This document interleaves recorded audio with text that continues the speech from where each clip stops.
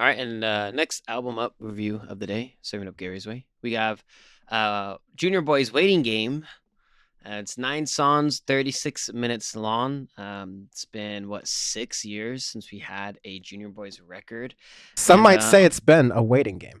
it's been a waiting game. Exactly. Honestly, surprised to get this album. And to help us with this review, we have Yun Bam here from the We Made It podcast, friend of the show.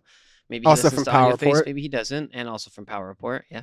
And the biggest Junior Boys fan in the world. So how to get him on to hear his opinion on the record. Yes. Go ahead, Bam. Junior Bam is here. Junior Bam. Junior Bam. Also want to note that for Syndicate 23 members, which you can come and join and help grow what we're doing here also over at Power Report. We did a Junior Boys exclusive episode where you can go on to the history of Junior Boys. Bam and Sean led me through that. It was actually an easier editing experience than I expected. So thanks for that question mark. But definitely check that out. That's exclusive. Usually we make bonus episodes eventually available to the public. Not this one. Join.syndicate23.co to get it. But the review, of course, will be unleashing for you all here momentarily. So yeah, I'm really excited to hear what y'all think of this.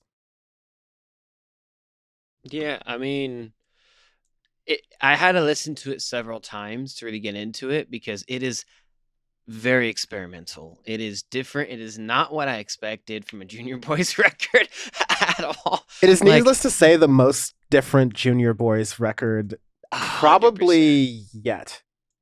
Yeah, absolutely. Like the opening track of "Must Be All the Wrong Things." I literally was like, "Is this like all the wrong things? Is this the wrong album? What did I put on here?" It's like some ambient, weird sounds, which I like. I love ambient music. I just didn't expect a Junior Boy record to be half ambient stuff with that, and I was like, "This is interesting."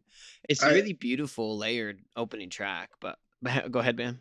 I was kind of expecting it from listening to an interview that he did that Jeremy did last week, Mm, where he was talking about the album being slow and being like working on engineering an album to be quiet.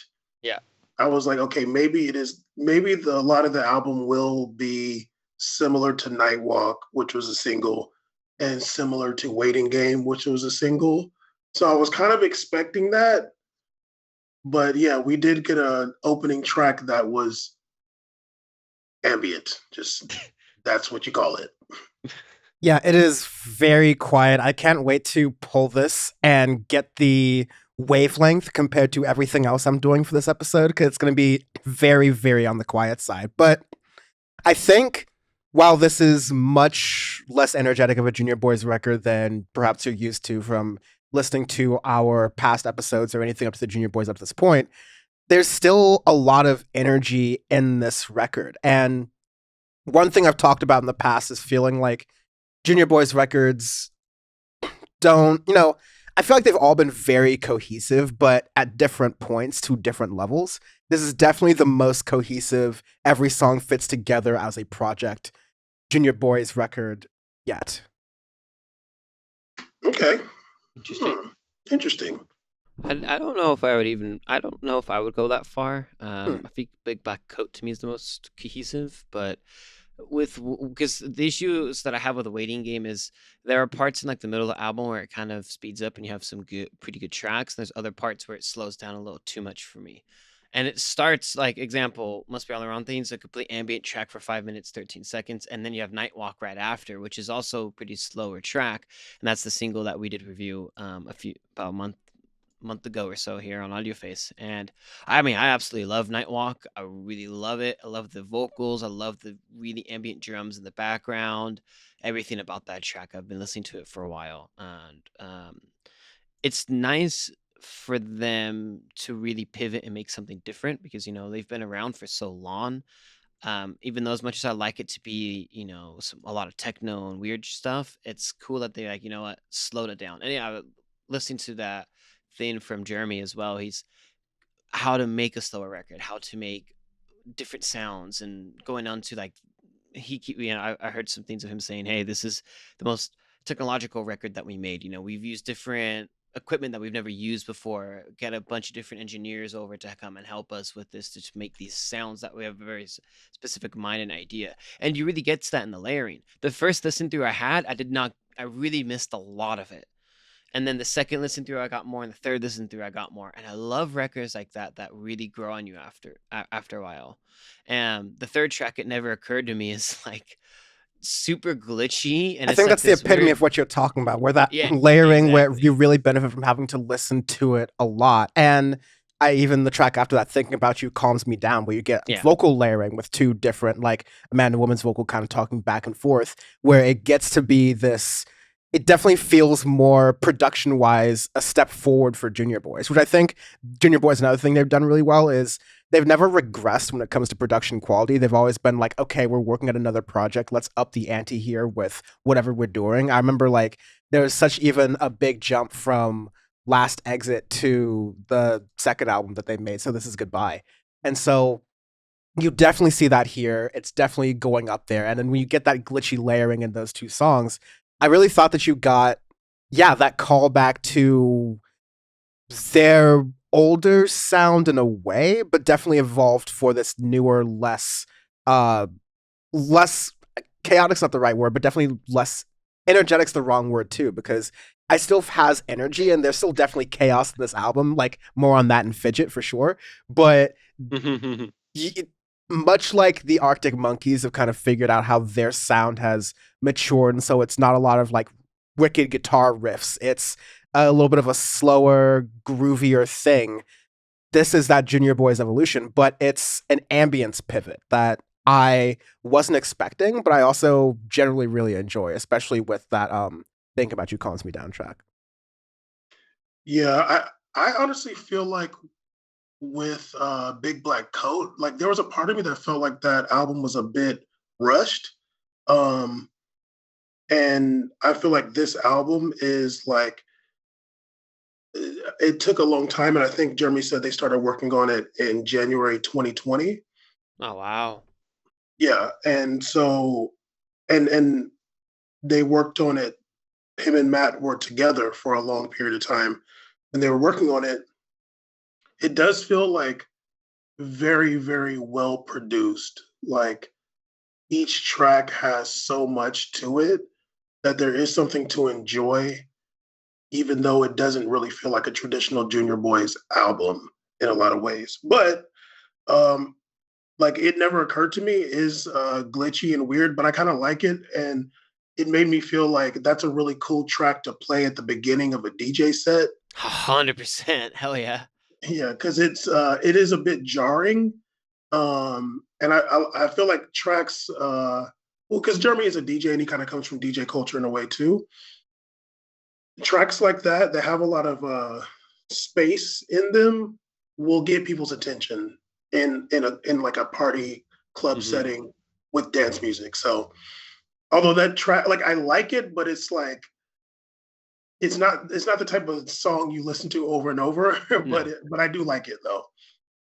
But you know the track that you listen to over and over again is Yes too. I've been waiting all weekend to hear what your response was to. I was just like, well, they fucking did it. They literally just named a song Yes to. It's just like, Sean, we know you're listening. Is that because Yes is my favorite Junior Boys track ever. Okay. Like because that Kiss Me All Night EP I have listened to on repeat for years. And when I say Yes too, I'm like, all right, don't fuck it up. And I'm like, oh my this Jesus, this is just beautiful. It's just Yeah. it is it's a callback to so many previous works that they've done, and it still fits within this record. The production is beautiful, it's crisp, it's yeah, it's just It, it, it's them at their best. yeah, honestly, to me it sounds like Jesse Lanta. Yeah, 100%. Yeah. Like when I heard it, I'm like this because like Jesse Lanta does a lot of like the real kind of R&B. Well, and then Jeremy produces a lot of that Yeah, too. yeah, yeah. It's like he's the co-producer with her. So yeah, like it almost sounds like a song that like they worked on that she didn't use. So he's like, okay, like I'll keep it and like add my own thing to it. Um, but yeah, no, Yes Two is a certified banger. Certified painter. It is. Oh Even man. when Dan was talking about thinking about you calms me down. I like that track a lot too, and like I think he's like singing on like the 3/8 beat on there or something. Like he's like kind of singing off beat a bit. But I like that. And there are some songs that are like kind of popular that are like that, where it's like he's coming in on the Oh, three yeah. eighth, you Yeah. know. Um, but it also like slows down toward like at the end too, like Yes Two does as well. Like both of those tracks. Now we like if you're listening to this album in order, okay, it's kind of slow and then it gets weird with Never Occurred. And then you get these two tracks that are like, okay, like we're gonna get into the Junior Boys, Nope. and then it changes on you again. And Yeah. then dumb audio pops up, and then it's like, we're back to ambient. Okay. You're like, oh, you are doing this ambient thing. Exactly. No, no, no, no, no, no, no. Yeah, and actually, so there's a special place in my heart I have for dumb audio. A, it was one of those things where I did my glance over of the title listing before I even hit play on the first song. My first listen, I was like, dumb audio, that's a hilarious name. I even saw that before I hit yes too. So there's that in there too, and it's very ambient, but it has this little bloopy thing in the background that Sean will understand what I'm talking about. You'll probably Yep. understand like Oh. bad, just the do. Like it's helps it give some sort of energy, some sort of thing where in ambient shoegazy tracks where you can kind of get lost in the sound, the wall of sound that's kind of around you. It's helpful to have some point or a couple different points instrumentally to help you anchor in the song as it's going. But definitely does, I get your point, as you're playing the record through all the way, which I would encourage, and I fully think Junior Boys are capable of creating a DJ mix like as an album where it plays through well start to finish. They definitely did like a hard break, like a handbrake pull when it came to dumb audio. It was very much different, which makes me almost think that maybe Fidget and dumb audio could have been switched around. Or put together, maybe. Yeah, that's my only problem with the album. That's why we were saying it was cohesive earlier. I mean, it's cohesive in a way, but I don't like the pacing of the record. That's my only main complaint. I do like it. I like a lot of the sounds. I can fidget. It's really cool with the way some of the like the building of it and everything, kind of the building blocks through it. It reminds me of some really late 90s, early aughts kind of ambient music that you'll get, like some Sigaros things that I've listened to that like really long ambient tracks that you'll get to, and it's just they build and build, but they're shorter on the record. The issue with is it's just when you put that after Yes and the other track, it just slows the record a little too much to where then by the end of it you're like, okay, what's going on, like where are we going with it? And that's kind of my only major problem with it. The rest of the though I do enjoy. I even like the last two tracks, Sama and Waiting Game. Waiting Game's amazing, but more on that in a bit. Yeah, I would agree with that. The kind of the pacing too, because I think for us to actually listen to Junior Boy's albums in the past, there is that buildup with Thinking About You and Yes Too, so you're kind of thinking you're going to get more of that, and it definitely, we're used to something from Junior Boys, Yeah. so we're just like we want to hear Jeremy's voice, we want to hear up tempo, and yeah, it slows it down a lot. Fidget does have like a beat to it, but there's a part of it that feels like it feels like something more is going to happen in the record, Mm-hmm. and then it stops. Yeah, it feels like it could be like a transitional song almost, but Yeah. it's a transitional song in between two rather ambient tracks, so it's really not. Definitely Samba on Sama gives you something a little bit more to like sink your teeth into, and I appreciate that sure. about that. And really the last two songs do that for the record, which Yeah. I enjoy it. And when I accept, my last thing I'll say on this, when I accept that they are dipping headfirst into a very deeply ambient project with a little bit of a Junior Boys flair or take on it, I enjoy and even forgive some of the weirder points they take me on, because it's like, hey, this is the journey we want to try to do in our like most experimental way. I'll even concede it's a really fun dynamic doing three people in one thing, that like it's a really experimental kind of track, kind of record overall. Yeah, I agree, and me too. Like I love Junior Boys, so if they want to do something different, I'm down. Like I'm with it. Um, Speaking about Sambo and Sama, I honestly feel like that's one Sambo? of whoa. Uh, I think that's one of the best Junior Boys songs ever. Which Whoa. one? Sambo and Sama. Oh, Samba really? on Sama. Yeah, Samba. like Sambo and Sama. Yeah. Yeah, like that has like the rhythm of a Junior Boys record, and then it has some saxophone also. Mm-hmm. Like, like if I had to rank my Junior Boys songs, it's probably in the top five. Give us Um, some others really fast. That'd be in that top 5. And you don't have to give oh, all 4, and you don't have to give them in order. Just to give us like a little taste of what you're talking about here. okay. Well, I'm deep Junior Boys, so these Go. are the Reservoir is one of my favorites. Reservoirs is hard. Probably the song Last Exit from the Last Exit album, but I Oh. feel I'm a little bit annoyed because it also has saxophone, so it just sounds like I listen to saxophone. Well, um, and maybe I'll throw in, and I'll probably throw in Sneak a Picture, like though, and I'll leave it alone from there. okay. But But these are Samo very, Sama, very good.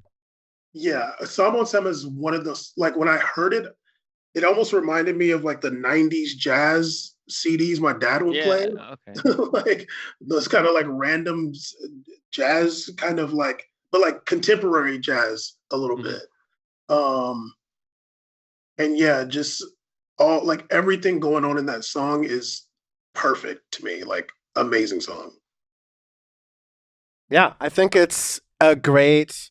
This is another example of a classic Audioface thing, which is with artists who you trust in doing one thing, when they take a leap in trying to do a different style musically, ride with them, trust them on that because they've earned some of that trust. They're cashing in on a lot of that, and oftentimes it's usually worth it. It's sometimes a misstep, and even during those missteps, we'll credit artists for trying something different, as we did with Drake earlier this year, while then proceeding to trash it. But this is definitely one of those cases where this is a record that is worth listening to a lot of different times. It helps me get into, like we're 250 episodes into this podcast, and Bam, I think you're one of the first guests too. Like either on episode, I think 10, I believe, but Bam don't know. But he just remembers Radiohead and some whoa. But I know that I didn't start this podcast liking folk or certain electronic music or even certain rap music as much as I do now. And ambient is one of those things that's kind of like floating on the background, but this is one of those albums that can help you enjoy a subgenre more than you might have ordinarily would have, just because it's a good entry point for that. And so I really appreciate Junior Boys for that. Um Live, I would like to see them kick it up a notch a little bit though, for sure. That was going to be my question, like not to them, but just like I wonder what they're going to do with some of these songs live. But Yeah. when I saw them in 2016, they didn't really play a lot of the songs from Big Black Coat. I want to Really. say it was two. Um, so I would imagine like they'll only play maybe two or three songs from this album. Um, As long as they play Yes 2 and I see them, I'm happy camper. I wonder, honestly, I don't know. I Like no. I feel like thinking about you is it's like too fast. Like it's kind of too hard to do live. Like I don't feel like he's gonna want to do that live. Um, I can see elements of these songs making it into live mixes, right? Like, mm, Yeah. maybe as Yeah. transitions, which, they would work as, or you get elements of maybe bleeps from dumb audio, but like make it faster, or use it as an element that warps into parallel lines or double shadow or something. Like yeah, it could be really interesting like that. And I think Junior Boys are great DJs live and perfectly capable of surprising us and doing stuff like that. But yeah, definitely live. This is not one you play to shake your ass to, for sure. no, it only has maybe two. Like I think it has three songs that are like that. And hopefully, like I'd be down if they just play "Think About You," Yes Too, and Samba. Like Oh, That's great. that's it. I'm good. Die Yeah, happy. Can die happy. That but works. I think they'll probably do Nightwalk. Um, Yeah, because it's a single. yeah, I don't think they'll do Thinking About You. Like I feel like No, that's too much work. Here's my question though: is this your least favorite Junior Boys album? no. No. Really? Which one is? But okay, because I have to be honest. This is if I'm taking all the other albums, this is my least. This has the least amount of songs that I'm going to listen to. And this is gonna be heartbreaking for you, but It's All True is definitely my least favorite Junior Boys record. Okay.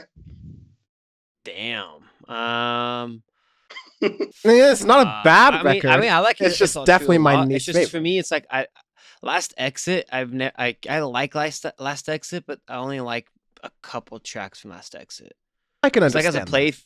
as a playthrough, I never super got into it compared to a bunch of the other records. Like So This Is Goodbye, Begun Don't Care. You know, It's All Begone True. Thought. I fucking love Begone Thought. Those are ones like I listen to a lot, and obviously Big Black Coat.